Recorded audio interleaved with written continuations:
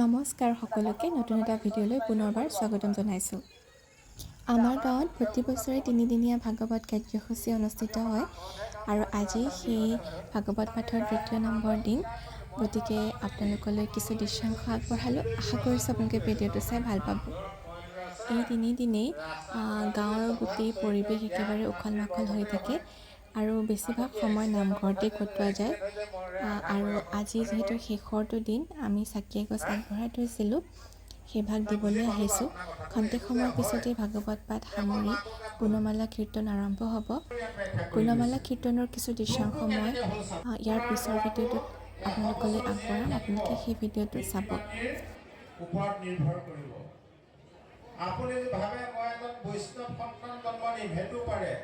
এয়া আমাৰ বন্তি জ্বলাই হৈ গ'ল আৰু আশে পাশে আপোনালোকক দেখুৱাবলৈ চেষ্টা কৰিছোঁ। ঢেৰ মানুহ, মানে অসংখ্য মানুহ, আৰু আজি যিহেতু শেষৰ দিন, গতিকে আজিৰ দিনটোত বেছিয়ে মানুহ হয় আৰু আলহী মানুহো বহুত থাকে। আৰু ইয়াৰ পিছতে মই আপোনালোকক বাহিৰৰ পৰিৱেশটো দেখুৱাম। যিখিনি নিকাৰ যাতনা ভোগ কৰিলে তাক মনত পেলাই ভয়তে কপে। হাতযোৰ কৰি আঁঠুকাঢ়ি ভয়তে সেই সন্মুখত দেখা পোৱা ভগৱন্তৰ দেখা ভাজ্যা পুত্ৰ হবে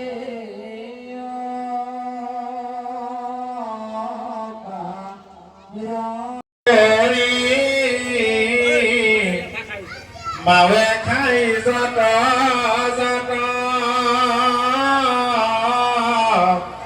তাৰৰ সজাই শৰীৰে পৰৈ মূৰ্ছা যায় টুকুময় জ্বলা টেঙা তিতা কেহা খুৱাই খাইছে নাই বাৰু? এই হলটোত ভাতৰ ব্যৱস্থা কৰা হৈছে আৰু আগলৈ সেই তাত চাহ আৰু পাণ তামোলৰ ব্যৱস্থা আছে আৰু লগতে পানীৰো ব্যৱস্থা ধুনীয়াকৈ কৰা হৈছে। আৰু এইফালে সুন্দৰকৈ ভাগৱত পাঠ চলি আছে। আৰু আটাইতকৈ ভাল লগা কথাটো হৈছে যে চাহৰ লগত যি পিঠাৰ ব্যৱস্থা, সেয়া পিঠা গাঁৱৰ প্ৰত্যেকখন ঘৰৰ পৰাই ২০টাকৈ বনাই ভাগৱতৰ আগদিনা নামঘৰত জমা দিয়া হয়। ভিডিঅ'টোৰ পৰা ইমানতেই বিদায় লৈছোঁ। ভিডিঅ'টো চাই কেনে পালে জনাব।